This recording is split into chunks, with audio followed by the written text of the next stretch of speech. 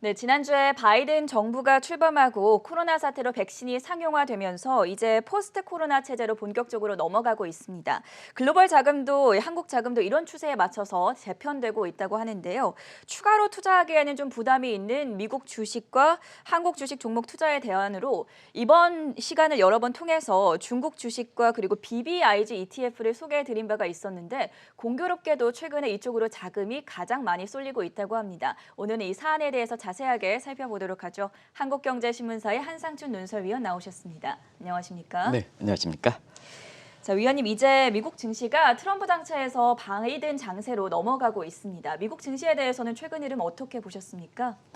일단은 아까 우리 전행님께서도 중요한 일정 중에 미국 시간으로 오늘 지난번에 하원에서 의결됐던 탄핵소추안이 상원으로 넘어가지 아마 가장 큰 이슈일 겁니다. 네. 2월 중에는 이게 결정되느냐 안 되느냐 여부를 이렇게 돼서 4년 후에 트럼프가 다시 나오느냐 안 되느냐 하는 정치적인 활동에 이렇게 치명타가 되느냐 안 되느냐 이 여부가 결정될 거렇게 보이는데요.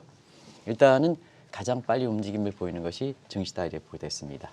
저는 그래도 요즘 바이든 대통령이 이렇게 취임하고 난 이후에 증시에선 트럼프 얘기 통한 말도 많지 않습니까? 그렇죠. 트럼프 얘기가 이렇게 거론되지 않는 것은 그만큼 시장도 빠르게 트럼프에서 바이든 넘어가고 있다. 그 과도기의 모습이 증시 모습이다 이렇게 보겠습니다. 그래서 우리 캐서분께서 이제 말씀드린 것을 이렇게 요인별로 좀 말씀드리면 일단 과도기적 리스크 여기 과도기는 트럼프에서 바이든 넘어가는 중간 단계죠. 이게 증시로 체화되는 이런 과도기다 이렇게 보겠습니다. 그래서 그 현안별로 3대 지수가 혼조세를 보인 것이 지난 주말에 토요일에 끝난 장세 모습이 아닌가 생각합니다. 일단은 공화당 입장에서는 경기 부양책 반란하고 있죠. 그래서 엊그제 그렇게 9천억 달러 이렇게 결의해 준 지가 잉크도 말했는데 무슨 놈의 다시 1조 9천억이냐 하는 이런 쪽에 반란이 되면서 경기에 민감한 업종들이 많이 돼 있던 나와 S&P 지수는 하락했다 이렇게 보시됐고요. 반면에 나스닥 같은 경우는 이제는 시장에서 이어지는 것 같습니다. 법인세 인상이라든가 반독점 규제 이거는 경기 회복 전에는 이게 올려지지 않을 것이다 하는 이 측면에서 나스닥이 이번 주에 빵주를 중심으로 해서 경기가 기업들 실적이 지난번에 넷플릭스가 사실 실적이 어닝 서프라이즈를 기록했지 그렇죠. 않습니까? 이 기대와 맞물려서 나스닥 지수는 올라서 끝났다 이렇게 됐습니다. 증시에서 이렇게 과도기적인 바이든과 트럼프로 이렇게 트럼프에서 바이든으로 넘어가는 장세를 보이고 있습니다는 다른 시장도 마찬가지다 이렇게 됐습니다. 일단 외환시장에서는 달러 가치가 혼조세를 국가 통화별로 혼조세를 보인다. 다시 말하면 바이든 정부가 압력이 가할 거로 이렇게 보이는 중국에 대해서는 위안화가 강세, 달러는 약세를 보이고 있죠. 그러나 상대적으로 한국은 원화가 약세, 달러가 이렇게 강세를 보이는 이런 움직임에서 통화별로 차별화를 움직임을 보인다. 그래서 원달러 환율은 1,080원에서 지금 1,100원 정도로 이렇게 올라가는 상태죠. 그리고 국제금리도 그렇습니다. 적자 국채 발행과 테이퍼링 우려. 이번 주에 FOMC 회의가 미국 시간으로 내일부터 열리죠. 네. 그래서 이런 우려 때문에 사실 지금 1.09, 1.10에서 이렇게 안정적인 기랑 게임을 하고 있다 이렇게 보겠고요. 비트코인 문제입니다. 비트코인 문제는 사실 이게 한국경제신문의 워싱턴 특파원인가요? 워싱턴 특파원일 겁니다. 이렇게 뉴욕 특파원입니다. 뉴욕 특파원이 이렇게 사실 루비니 교수의 예언이 적중했다 이렇게 얘기를 하는데요. 네. 15일 날 폭락할 것이다 하는 예언은 맞지 않았죠. 그러나 지금 비트코인 가격이 이렇게 떨어진 거는 바로 제닛 앨런의 발언 때문에 그렇다 이렇게 됐습니다.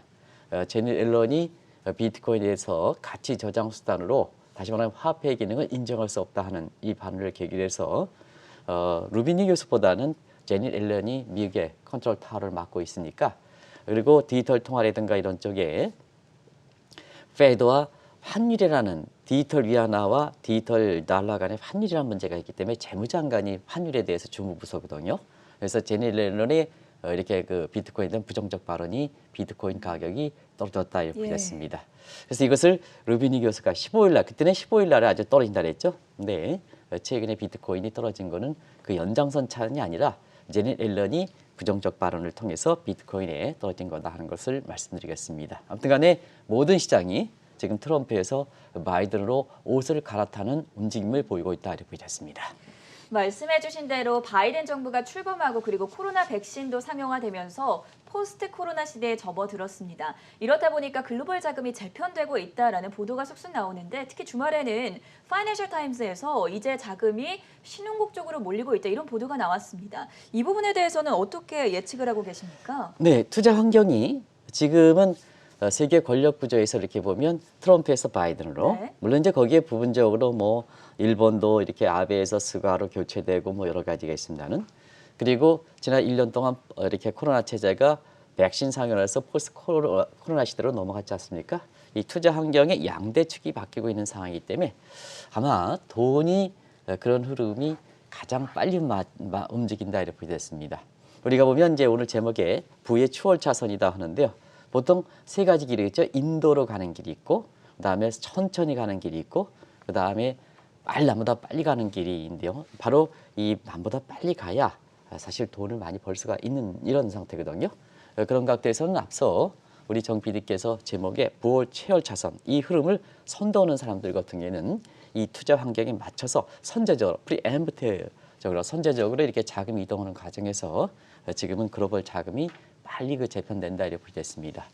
나중에 그 남인호 소장께서도 이렇게 이 문제를 자세하게 신문 브리핑을 통해서 말씀드리겠습니다는 이 파이낸셜 타임스가 지난 4분기에 글로벌 자금들이 신흥국에 200조 원, 우리 돈으로 200조 원, 한 분기입니다.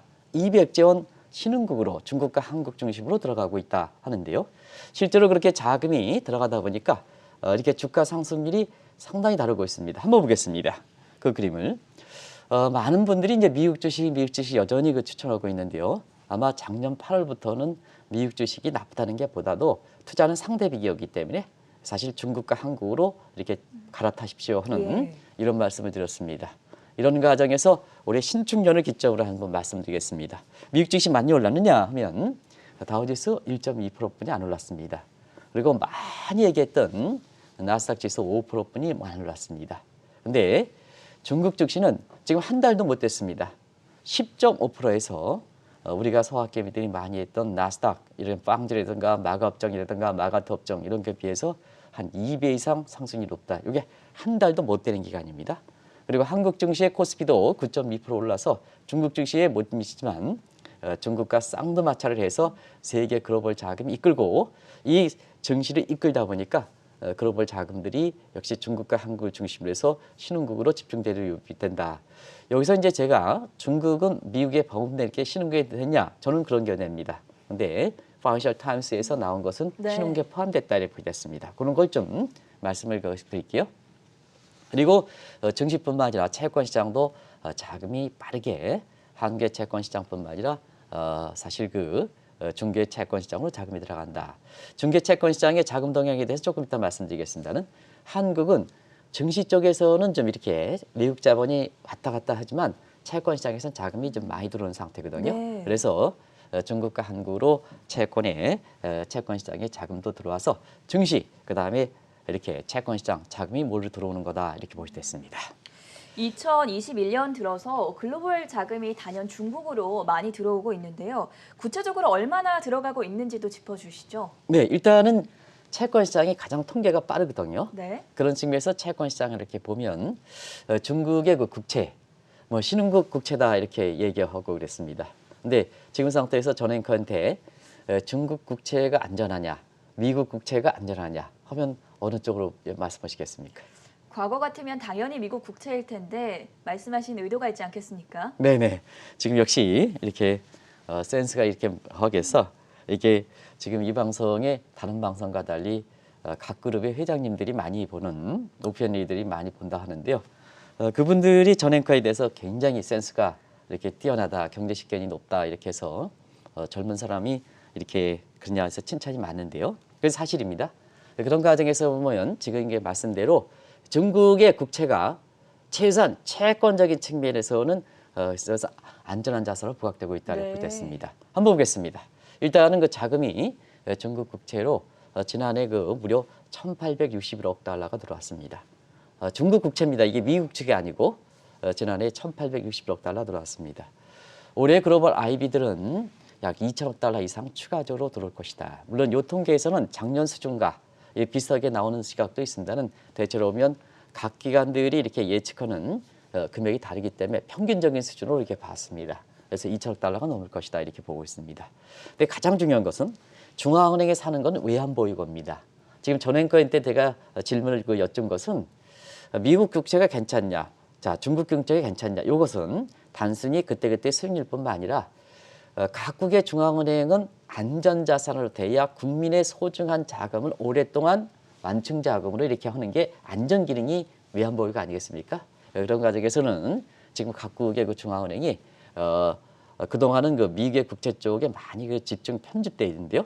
최근에는 중국 국채로 그 아주 매입이 늘어나고 있다 이렇게 이제 보시면 되겠습니다.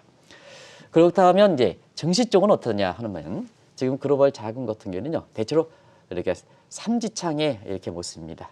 이렇게 그 고려의 그 용병들이 사실 그렇게 무기를 할 때 삼지창이라고 있죠. 그래서 가장 중심점이 중국이고 이렇게 좌측이 자의적이니까 한국이고 그다음 인도. 네. 최근에 시간이 가면 갈수록 인도 쪽으로 사실 그 자금이 많이 몰려가고 있다. 이렇게 왜 그럴까 하는 측면에서는 인도도 지금 핵심이 되는 배터리라든가 그다음에 바이오라든가 그리고 IT 인터넷 같은 것 그다음에 게임 이런 쪽에 IT 능력들이 뛰어난 사람들이 그렇죠. 많기 때문에 네. 인도로 시간이 가면 갈수록 자금이 빨리 들어가서 최근에 보면 인도의 정유시 펀드를 매월 일정 금액 넣은 사람들이 굉장히 수익이 높고 있습니다.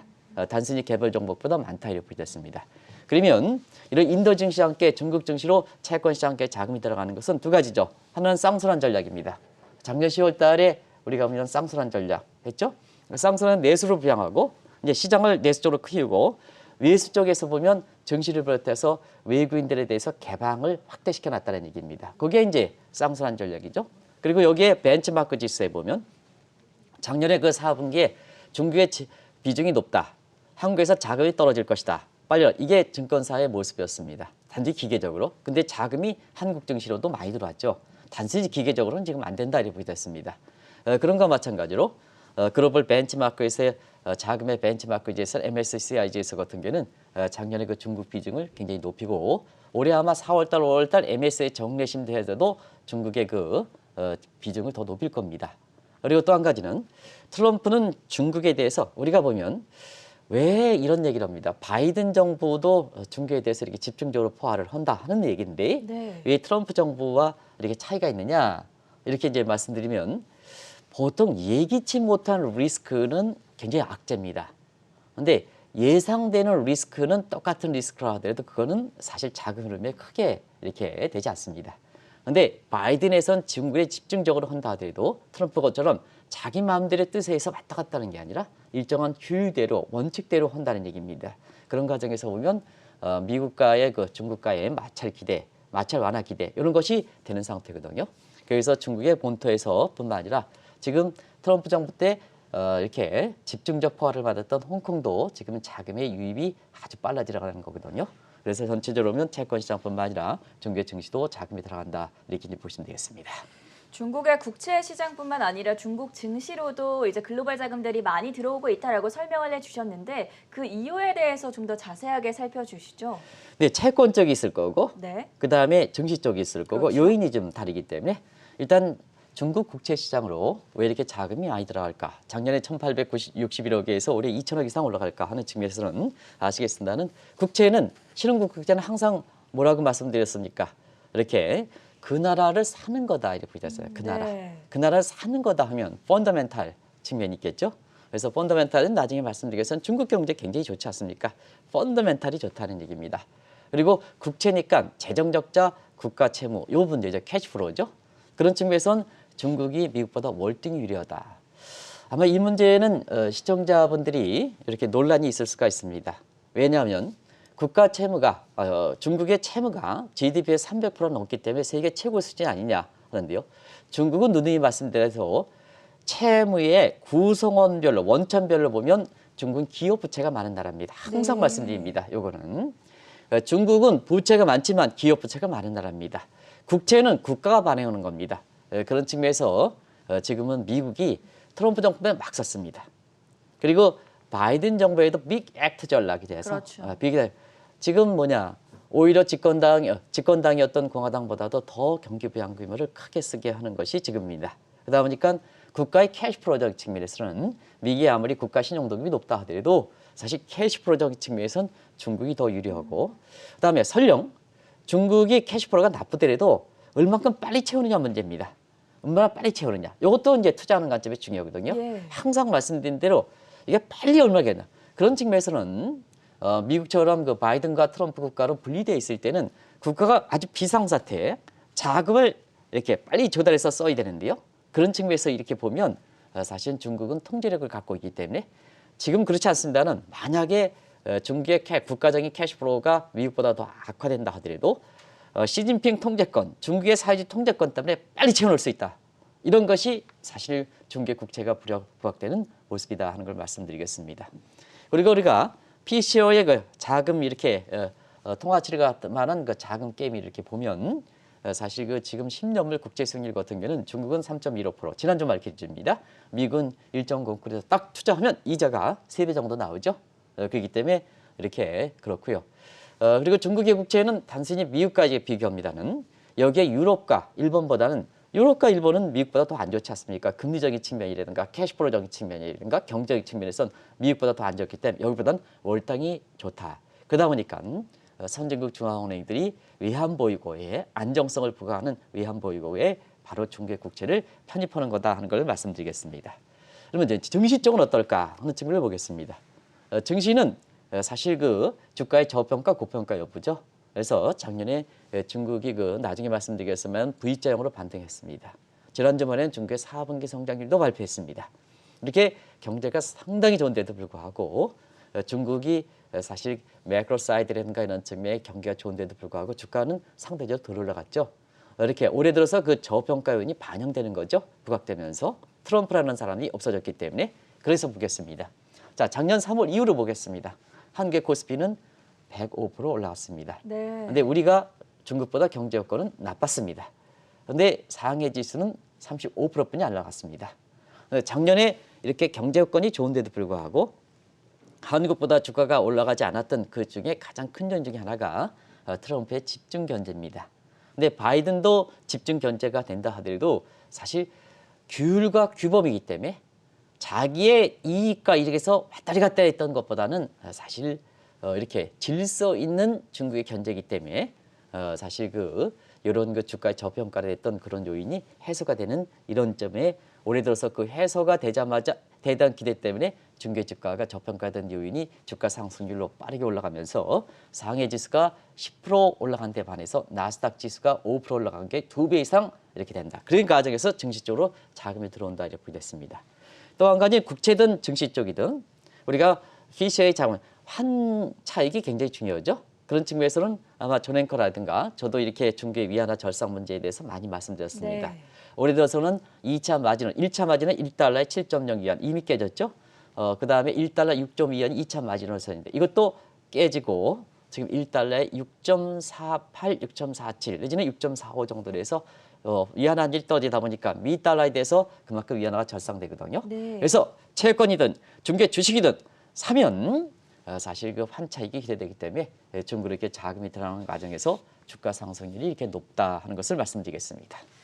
앞으로에 대해서도 예측을 해봐야 할 텐데요. 앞서 펀더멘탈을 강조해 주셨습니다. 이 중국과 같은 신흥국에서는 경제 여건의 변화가 가장 중요하지 않겠습니까? 네, 지금까지 이렇게 사실은 기대해서 왔는데요. 앞으로 이 기대세가 계속되느냐 하는 네. 입장에서는 사실 작년 10월부터 우리가 중국 주식이라든가 BBIG ETF를 개별 종목, 미국의 개별 종목에 대안수로 됐습니다는 자 지금 늦었지만 앞으로도 계속되느냐 하는 측면에서는 지금부터 이제 중국 경제가 이렇게 회복되느냐 하는 그 측면을 한번 이렇게 같이 보겠습니다. 그래서 지난해는 빨리 경기가 회복됐다 하는 것은 아실 겁니다. 그래서 작년에 코로나 후유증과 코로나 사태로 인해서 고성장 후유증과 코로나 사태로 해서 작년에 1분기에 마이너스 6.8이 떨어졌는데요. 그 위에 3.2, 4분기 4.9, 그 다음에 4분기가 6.5% 나왔죠. 그래서 당초에는 중국의 작년 성장률이 유력에 세계에서 플러스 나오더라도 한 1.8 정도 그치지 않았냐 하는데요. 작년 연간 성장이 2.3% 이렇게 나왔습니다. 그게 작년에 중국의 V자형 반등이다 이렇게 됐습니다. 그럼 올해는 어떻게 될까 하는 측면에서는 올해도 역시 아까 말씀드렸던 포스트 바이든 체제니까 다자 체제로 복귀하고 그 다음에 포스트 코로나니까 사실 백신이 되면서 사람 간의 활동, 상품의 이동 자유로워지는 거거든요. 그러니까 항상 말씀드리는 세계 경제 성장은 이렇게 어떤 요인이 중요하냐 하는 것이 국가별 명암이 많이 갈려지는데요. 올해 그 성장률은 세계 교역을 바탕으로 해서 세계 경제 회복되다 하는 것은 거의 모든 기관이 이렇게 지적하고 있습니다. 특히 IMF 이런 기관은 반드시 세계 교역 증가를 바탕으로 세계 이렇게 경기가 회복된다 하는 얘기를 꼭 단서로 갖고 있습니다. 그러다 보니까 수출 지향적인 한국과 중국이 유리할 수밖에 없죠. 자, 우리 한번 보겠습니다. 올 들어서 지난 1월과 1월 20일까지 한국의 수출 통계가 나왔습니다. 수출 그 증가율을 보면 네. 아마 두 자릿대 굉장히 수출 증가가 눈에 띄게 증가세로 이렇게 나올 겁니다. 이것이 바로 사실 바이든 시대, 그다음에 포스트 코로나 시대에 벌써부터 세계 교육 증가로 나오는 거다 이렇게 보시면 되겠는데요. 그러다 보니까 자 올해 중국의 성장률은 당초에는 뭐 8% 정도 이렇게 봤습니다는 4분기 성장률이 6.5% 굉장히 높게 나오고 그다음에 1월 들어서 20일까지 중국도 그렇고 한국도 그렇고 수출 증가세가 눈에 띄는 점을 감안해 볼 때는 지금 올해 최대 중국 경제 성장률 9%대까지 보고 중국의 내부적인 기관 중에서 친중국적인 성향은 다시 두 자릿대 10%대까지 이렇게 갈 수 있지 않느냐 네. 하는 측면이거든요. 이런 것이 바로 중국의 그 자금이 몰리는 이런 배경이 되고 있다 이렇게 보겠습니다. 지난주에 중국의 GDP가 굉장히 좋게 나오면서 외신들 사이에서는 미국을 뛰어넘는 세계 1위 경제 대국이 될 수 있다 이런 보도가 나오기도 했습니다. 이 부분에 대해서는 어떻게 보십니까? 이 문제는 간단히 줄일게요. 한번 말씀드린 적이 있어서. 네. 왜냐하면 우리가 방송하고 나서도 이게 각종 파이낸셜 타임스라든가 이런 게 더 이렇게 치열하게 나오거든요. 그렇죠. 왜냐하면 중국이 이렇게 부상하면 사실 미국 입장에서는 올해 대외적 측면에서는 중국에 초점을 맞춰주는 이런 모습이 될 거로 이렇게 보이기 때문에 우리가 작년 4분기 지난주에 그 발표하고 나서 이 문제는 그대로 좀 말씀드렸습니다. 근데 이게 지금 그 외신이라든가 통해서 더 격렬하게 이게 붙기 때문에 간단히 한번 정리해 드리겠습니다. 우리가 2차 세계대전 이후에 사실 미국 중심의 팍스 아메리카 체제죠. 근데 이제 이것이 이제 2007년 닐 퍼거슨 교수가 얘기했던 차이나의 차이와 아메리카 합친 차메리카가 원래 2020년입니다는 2017년 앞당겨서 트럼프 정부 때 그렇게 중국과의 그 마찰이 심화됐던 것도 차이메리카 시대가 해서 중국과 미국이 같이 가는 시대가 이렇게 되고 있죠.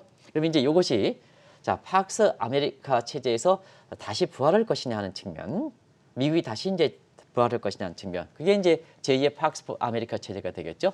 아니면 이번을 계기로 해서 팍스 시니카 체제로 이렇게 완전히 바뀌는 게 아닌가 하는 이런 쪽에 갈림길에 놓여 있는 것, 그 여부를 결정하는 게 바이든 정부의 지난 앞으로의 4년 동안의 모습에 의해서 어떻게 하느냐에 따라서 사실상 사실상 이것이 갈리지 않느냐 하는 측면입니다.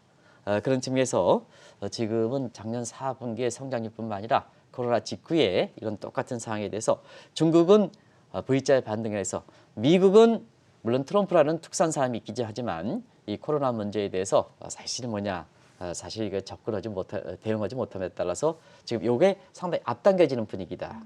그러니까 차이메리카 시대가 어떻게 올 것이냐 하면 2030년에서 2028년까지 앞당겨질 것이다 이렇게 네. 얘기하거든요. 그래서 이 미국의 지금 바이든 정부가 출범한 지 지금 딱 그 이렇게 우리나라 시간으로 25일이니까 딱 5일째를 맞고 있습니다는 지금 바이든 대통령과 해리슨 부통령이 마스크의 색깔 한번 보시기 바랍니다. 네. 이게 화두가 됐던 것이 뭐냐면 미국 입장에서는 웬만하면 검은색을 쓰지는 않습니다. 대체로는 검은색을 쓰지 않습니다. 그게 네. 합중국이고 유색인종이라든가 이런 게 겹치는 상태이기 때문에 이 검은 마스크에 대한 이 공포심이 있기 때문에 그런다. 근데 사실상 그 바이든이 지금 행정명령으로 많은 그 첫날에 15건 행정부에서 계속해서 지금 50건, 70건대로 이렇게 빨리 행정 처리를 하고 트럼프 지휘에 나서고 있는데요. 거기에 바이든 대통령과 해리스 부통령이 검은색 마스크와 그 다음에 해리슨 그 부통령이 검은 마스크형 2건을 쓰고 있습니다. 저쪽에 뒤쪽에 보시죠? 네. 그렇습니다. 검은색 마스크를 일제히 쓰고 있습니다. 이건 결연한 의지를 보이는 거다. 두 가지. 하나는 코로나 문제에 대해서 비상사태로 이렇게 된다. 두 번째는 중국에 대해서 지금 집중적으로 이렇게 마찰이 되지 않겠느냐. 그래서 중국의 부상을 꺾어놓을 거다 하는 이런 결연한 의지를 보이는 거다 하는 걸 말씀드리겠습니다. 글로벌 자금이 이렇게 중국으로 몰리는 동시에 국내에서는 한국 자금이 BBIG ETF로 쏠리고 있다고 합니다. 이 움직임에 대해서도 자세하게 짚어주시죠. 지난 주말에 연합뉴스라든가 이런 객관적 사실을 통해서 말씀드리겠습니다. 네. 물론 작년에 이렇게 문재인 정부가 뉴딜 정책을 할 때 그때 BBIG ETF 지수가 많아지면서 이렇게 이 상품이 나왔을 때 특정 회사보다는 글로벌 자금과 그다음에 그때 개별 종목의 부담 때문에 이런 쪽의 상품들이 많이 이렇게 대안적인 상품으로 한번 출시된 적이 있습니다. 그 각도에서는 아마 한번 보겠습니다. BBI ETF 같은 경우는 한국의 대표 기업의 압축형 태명형 상품이다 하는 것은 이제는 시청자분이 좀 아실 것 같습니다. 이것이 주관했던 예를 들어서 뭐 미래에셋이라든가 지금은 BBI ETF 같은 경우는 나머지 증권, KB증권이라든가 해서 전부 이렇게 지금 이렇게 배타적 사용 기간이 끝남에 따라서 전부 이렇게 하는 거거든요. 그래서 반드시 BBIG ETF 상품은 이렇게 선두에 섰던 미래에셋 상품이 아니다 하는 걸 지금은 말씀드리겠습니다. 그래서 BBIG ETF가 왜 3개월 전에 이렇게 추천했느냐 하면 한국의 대표 기업 압축형 태명형 상품인데요. 지금 한번 보겠습니다. 외국인은 한국에 산다. 한국 산다. 그러면 한국의 대표 기업을 사겠죠. 그렇죠. 동학개미들도 지금 삼성전자를 집중 사지 않습니까? SK하이닉스라든가 LG화학이라든가 이런 거 사지 않습니까? 바로 그렇습니다. 이 동학개미들도 지금 현명하시기 때문에 배당이라든가 뭔가에서 개별 종목의 고평가 부담이 있어 떨어져 뭐다 이렇게 하니까 이 부담이 있을 때는 사실 대표 기업이 사서 배당을 사면 지금 배당률이 얼마나 좋습니까? 대체로 보면 삼성전자 배당률은 아마 굉장히 클 거라고 이렇게 봅니다. 한 20% 이상 넘어갈 겁니다. 그래도 제가 아직 이렇게 그때그때마다 다르기 때문에. 그러면 지금 은행에 예금 넣어봐야 얼마입니까? 저렴거 예금 내 1% 나옵니까? 1% 물가 상승률로 보면 마이너스지 않습니까? 우리 동학개미들이 현명하지 않습니까? 근데요, 이걸 대표 기업으로 대표 기업 압축형으로 만드는 것이 BBI ETF이기 때문에 그때 당시에는 배타적 상권을 갖고 있는 이런 쪽에 이렇게 돼서 오해를 받았습니다는 그것이 지금의 모습이거든요. 그러다 보니까 자 자금 들어온 걸 한번 보겠습니다. 시청자 여러분이 지난 주말에 연합뉴스 최경주 이렇게 때려보면 거기에 BBI ETF 관련된 이게 통계들이 나오고 있습니다. 그래서 이렇게 BBI 같은 글로벌 ETF뿐만 아니라 국내 ETF 같은 경우에도 모두가 뭐냐 이렇게 10조 이상 몰렸다고 합니다. 이게 선두에 섰던 M투자자문이라고 해서 이해관계가 있기 때문에 제가 M투자자문이니까 예상을 한번 해보시기 바랍니다. 그래서 연합뉴스의 최경주 해서 딱 때리면 수치가 나옵니다. 이게 10조 이상 몰렸다. 근데 이거는 글로벌 쪽에 BBI ETF 상품도 포함되는 개념이다 하는 걸 말씀드리겠습니다. 이건 객관적 사실 가지고 얘기하겠습니다. 그리고 한국의 뉴딜과 관련된 소위 문재인 정부의 뉴딜과 관련된 상품 이 ETF도 3개월 만에 1조 2천억이 몰렸다 합니다. 그래서 지금은 이런 그 방송에서 3개월 전에는 가장 선두격에서 이 흐름을 읽고 시청자했습니다는 지금은 상위 10% 계층은 이렇게 해서 사실 지금은 여러 가지 변곡점이기 때문에 이렇게 있는 사람들은 여유가 있기 때문에 현금을 많이 갖고 있고 안정자산으로 이렇게 되는 상태거든요. 그래서 상위 10% 계층에서는 BBI ETF가 재테크에 필수로 인석하고 특히 여기 뒷배경도 아마 시청자분이 이 그림이 익숙해지시죠. 그래서 문재인 대통령도 이렇게 BBI ETF 상품을 가입했다 해서 이것도 또 아주 그 화두가 됐던 그렇죠. 이런 대목입니다.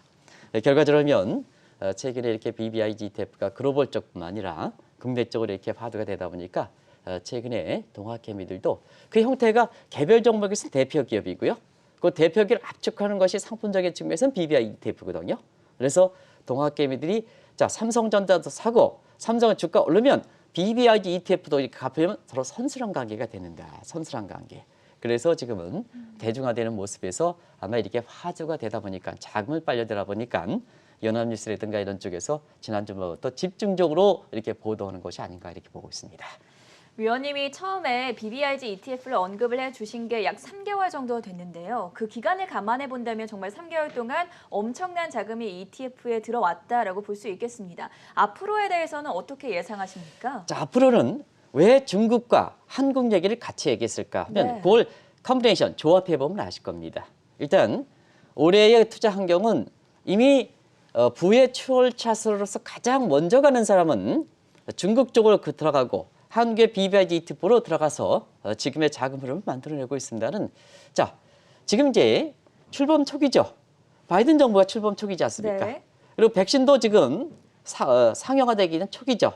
그래서 앞으로가 더 트럼프에서 바이든 정부로 해서 바이든 시대의 질서, 그 다음에 백신 상용화로서 해서 폴스 코로나 시대가 되는 것이 올해 투자 환경에서는 사실 바이든과 그 다음에 폴스 코로나로서 이렇게 대변되는 거죠. 그런 측면에서는 글로벌 자금이 수출 지향적인 한국과 중국으로 이렇게 집중되고 범위를 좀 넓힌다면 신흥국 쪽으로 이렇게 들어오지 않느냐. 네. 그래서 신흥국 쪽에서 들어올 만한 국가가 그렇게 많지는 않습니다. 예를 들어서 베트남이라든가 이런 쪽으로 이렇게 되기 때문에 과거처럼 신흥국에서 공동 한정이라죠. 짐 오닐이가 브렉스를 만들어낸 사람이 인구가 많고 부존자이 많으면 그 국가에 성장할 것이다. 이게 과거의 브릭스라든가 민트라든가 이런 이게 동통의 요소를 포함시켜서 했던 것이 이렇게 그것이 바로 일반화의 함정이거든요. 근데 지금은 그렇지는 않습니다.